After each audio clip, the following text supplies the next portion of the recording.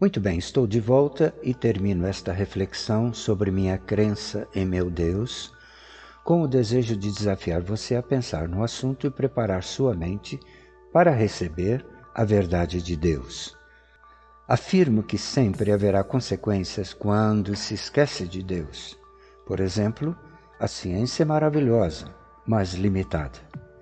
Um prêmio Nobel pode analisar qualquer feito, mas não pode dizer o porquê ele foi feito.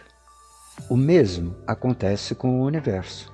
Podemos analisá-lo muito bem, mas se ele tem um Criador, e eu creio que tem, somente ele pode nos dizer qual é o seu propósito. A apostasia é fruto de um abandono da fé em Deus e de seus feitos visíveis e indiscutíveis, ainda que muitas vezes inexplicáveis. Ele fez isso através da poderosa narrativa da Bíblia, quando diz: sustentando todas as coisas pela palavra do seu poder. Em particular, ao analisar o problema da humanidade, não apenas como uma quebra de comportamento entre as pessoas, mas como uma ruptura na confiança entre nós e o Criador, descobri que a solução para esse problema não está apenas no desenvolvimento ético humano, que é importante, mas em algo muito mais profundo, que é a restauração do relacionamento rompido com Deus através da salvação trazida por Cristo. Esse relacionamento radical e real nos dá a capacidade de viver de forma ética e guiados por Deus. É aqui, ou seja, e aqui está a principal evidência para mim, não só da existência, mas da natureza de Deus, Cristo Jesus. Jamais poderia ter esse entendimento se não abandonasse o teísmo religioso perigoso.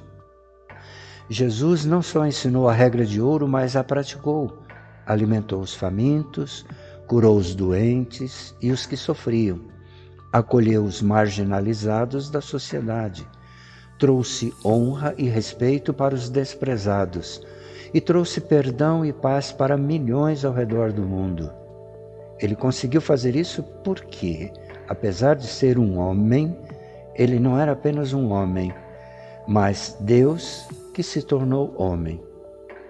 Creio que a principal prova desta afirmação é, sem dúvida, a sua ressurreição histórica dos mortos, que deu início à unidade orgânica com Deus, quando a Bíblia diz que aquele que se une a Cristo se torna um com Ele. Isso é uma questão crucial. Se Deus ressuscitou dos mortos, a morte não é o fim. E o ateísmo está errado. E o discípulo do caminho não precisa negar a sua fé em Cristo. Não dar ouvidos à religião e o caminho para a afirmação do compromisso com Deus e com a verdade que liberta do engano. Veja, penso que se Jesus não ressuscitou, nossa fé está errada. Mas o túmulo vazio de Jesus é uma base sólida sobre a qual todas as teorias racionalistas e religiosas de que não houve religiões desmoronam em vão. As roupas doadas por José de Arimateia para seu sepultamento estavam dobradas aos pés da cama mortuária, significando, culturalmente, que haveria o retorno da pessoa que estava dormindo. Isso é magnífico. Finalmente, ao ler a Bíblia, eu não encontro apenas satisfação intelectual, mas também entendo que Deus está falando comigo. Sim, é Deus falando comigo. É algo muito pessoal, mas é isso que me permite testemunhar minha fé em Deus. E eu creio que enfatizar que Deus não é uma teoria, não é uma doutrina particular de posse de crenças, porque Ele é uma pessoa. Se minha crença é em um Deus pessoal, a parte mais empolgante é a chance de conhecê-lo e conhecer o que Ele conhece. Eu não só acredito em Deus, mas também o tenho reconhecido a cada dia e confio nele, por causa de Cristo ter morrido e ressuscitado por mim. Isso me deu um sentimento de perdão, aceitação e paz que eu não merecia, e me ajudou a enfrentar as partes mais difíceis de mim mesmo e a fazer algo a respeito, como estou fazendo.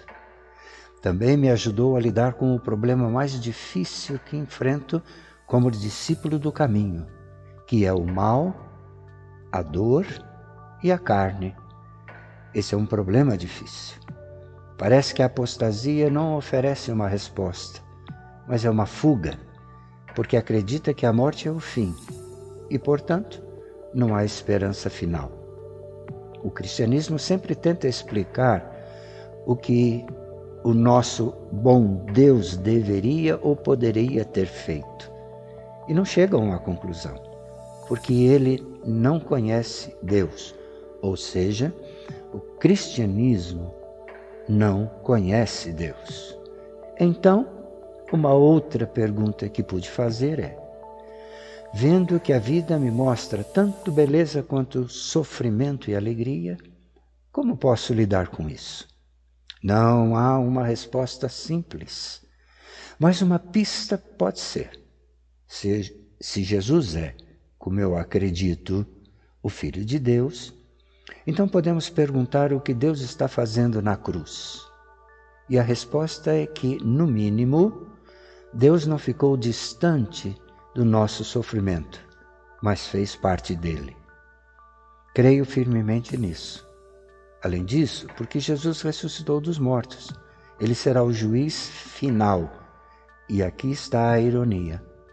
O ateísmo e a religião também não oferecem uma esperança final de justiça, porque a justiça deles é baseada nas obras humanas. A maioria das pessoas na história do mundo morreu sem justiça e morrerá sem justiça. E se a morte é o fim, então não há esperança de justiça final. Mas a promessa do Novo Testamento, garantida pela ressurreição de Jesus, é que ele será o juiz no futuro.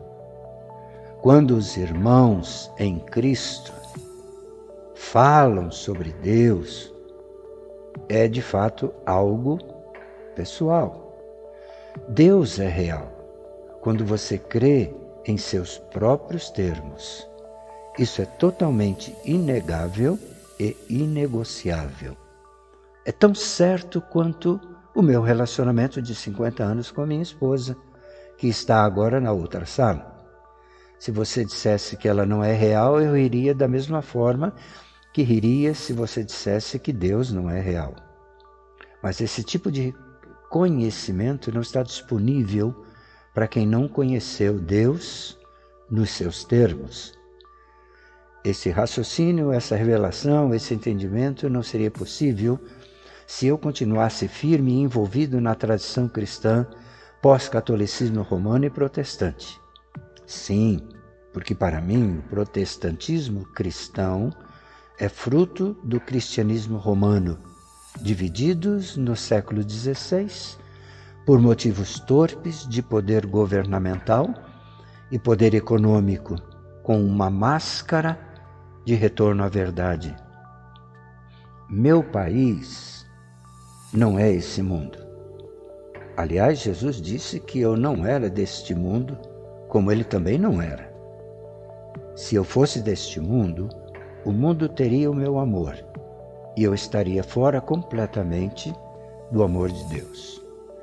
Jesus disse também que aquele que ama o mundo, o amor do Pai não está nele.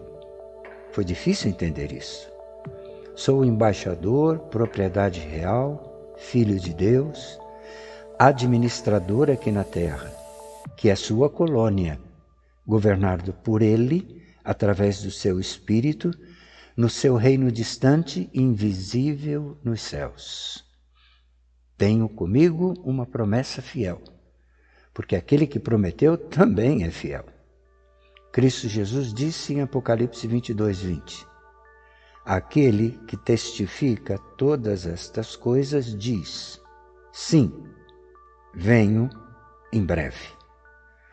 Por isso faço sempre essa oração. Amém. Vem, Senhor Jesus.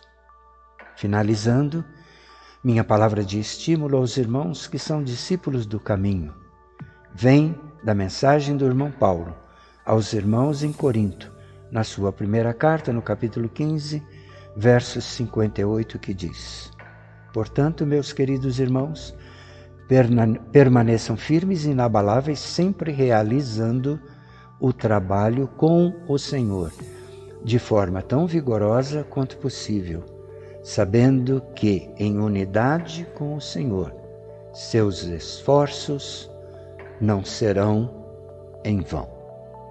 Graça e paz a você que esteve comigo nessa reflexão. Reflita e atenda a palavra de Cristo quando ele diz: arrependei-vos, ou seja, mudem suas mentes, porque o reino de Deus é chegado. Deus continue abençoando a sua vida em Cristo Jesus. Pense nisso.